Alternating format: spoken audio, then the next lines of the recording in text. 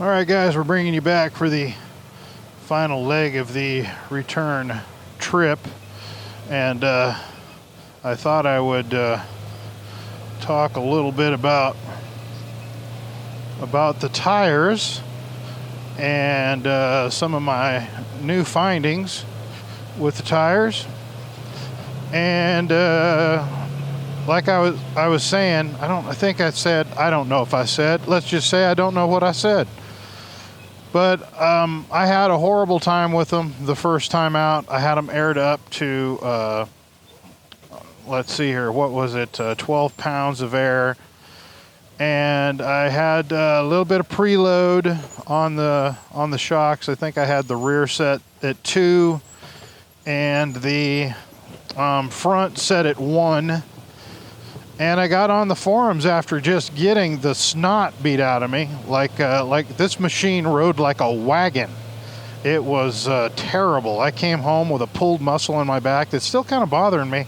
Not too bad, but it's still bothering me. It's probably going to take, as slow as I heal these days, it's probably going to take a month for that to heal completely. But anyway, somehow or another, the machine shook and I pulled one way and the machine went the other way, and I ended up pulling a muscle in my back. So I got on the Facebooks and went to the Maverick Trail Facebook group, asked a question. They had some suggestions that I followed, and their suggestions were basically take the tires down to 8 pounds of air and take the preload off of the shocks. But what I did is I took the preload. Oh, ow. All right, now what was I saying? Oh, yeah. So took the preload to 1 in the rear and took it completely off in the front, tires at 8 pounds, and the thing is doing fantastic. The tires are soft enough that they're not, beating the snot out of me anymore, and they are gripping the ground like this is a choo-choo train, and we're on rails. I mean, I have been really, really impressed with how well these tires are gripping the ground, and I have to be honest, I'm really surprised. I would have never thought that this would have gone down like this.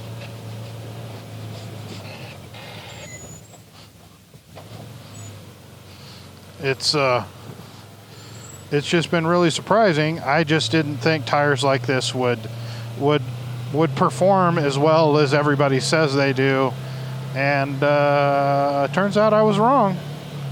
Turns out that they do. And I did not have, I had at one point, there was, you saw the rocks and the boulders and stuff that I was going through. And a couple of times I didn't have the machine in 4-wheel drive when I probably should have, because the rear tires were spinning.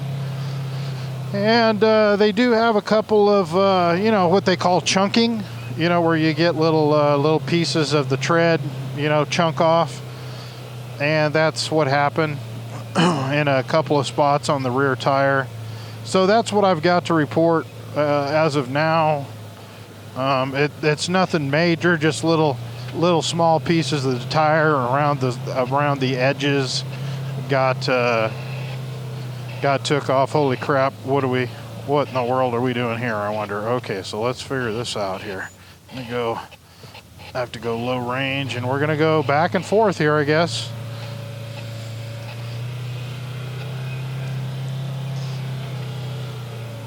There we go. And and then the other thing is oh man, this radio is killing me here. And the other thing is that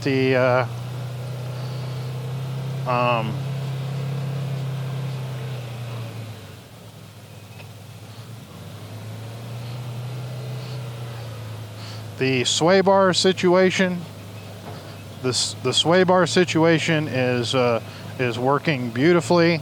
I was considering disconnecting the rear sway bar just to see if I liked it, and I'm kind of leaning towards not disconnecting the rear sway bar now, because it doesn't seem like I really need it.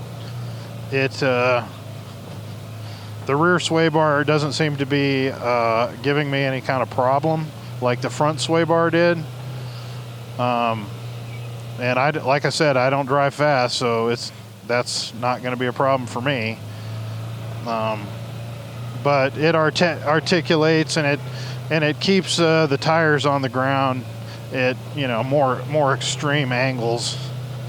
And like if the sway bar was connected right now, I probably would have rolled this thing on its side. Is it as extreme as some of these off-camber stuff has been today? It would have been a problem, I think. So, like right here, I mean, that was 30 degrees or so right there briefly, and yeah, so it would have been a problem.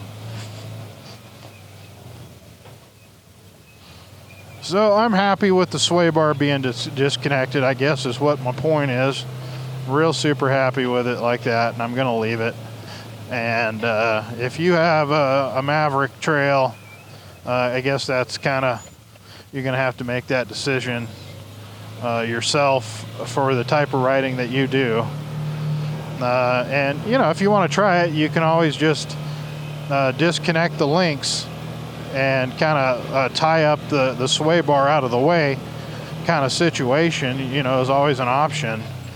And that way, if you don't like it, you can quickly just put the bolt back in it and connect it back up.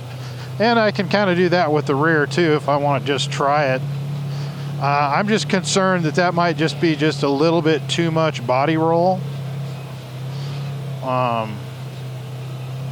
But maybe not, I mean, you never know unless you try it. Maybe I like it even more. I'm just a little concerned about the rear axles binding.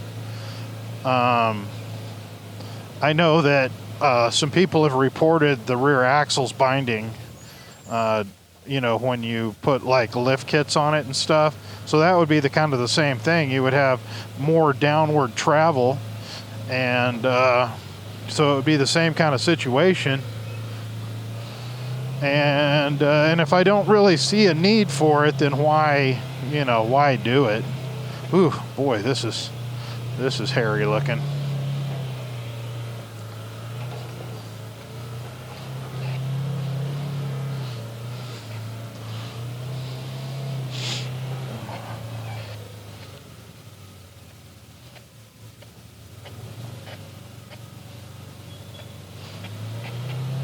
Yeah, we're gonna have to stay in low range for a little bit. This radio just keeps, something keeps breaking the squelch on this radio. I really wished it would stop because it's irritating the bejesus out of me. And I gotta kind of keep it on in case my dad needs to talk to me or something. Whew. Yeah, baby. See, without the sway bar disconnected right there, that might have been an issue. I think I'm just gonna go zigzagging through the middle here. I think is what I'm gonna end up doing. We'll just zigzag through the middle. I could have gone high, but this might be a little bit more stable. So if like through this, man, if the sway bar was connected, it would have been, I'd have already been on my side back there, I'm pretty sure. I mean, you can just feel the front end flexing, and it just lays the tire back down, Just a way better situation. Let's see which direction we're going here. I'm going to go this here way. And then we'll kind of go right up here.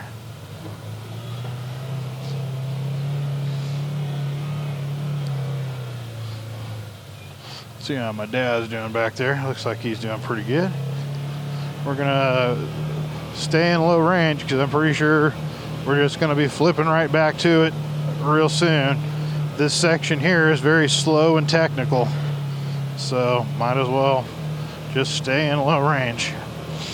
We're gonna end up going over some pretty hairy stuff, and it might be completely different than when we went the other way. I don't know. We'll see. But yeah, I just kind of, you can see my tracks from earlier today. I just kind of went this way. Notice the motorcycles, they stay high. You know, they don't have to worry about being off camber with two wheels and whatnot. They just kind of work the trail super high up on the one side there. I wonder what this little plaque right here says. Let me read this. It says San Inigo Ridge Trail 7. It's a